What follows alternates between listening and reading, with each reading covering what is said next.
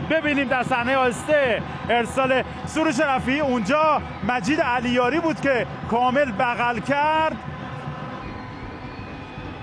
گولسیانی و محسن فروزان معمولا سمت راست بزنه، فروزان خوب میگیره سمت راستای خودشو، ضربه رو چیپ میزنه، خیلی هم خوشگل میزنه. گل اول برای پرسپولیس، گیورگی گولسیانی، این گرجستانی دوست داشتنی اینجا موفق میشه که دروازه ذوب‌آهن رو باز کنه. حساب کار 1-0 به نفع قرمز پوشان پایتخت. خوشحالی بازیکنان پرسپولیس رو از این نمای زیبا ملاحظه میکنی.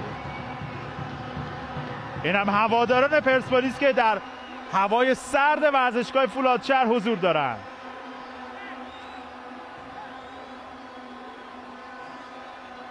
پرسپولیس خیلی زود به گل رسید از روی نقطه پنالتی، خیلی عالی زد ضربه پنالتیش رو، با یه چیپ مطمئن دروازه ذوب‌آهن رو باز میکنه.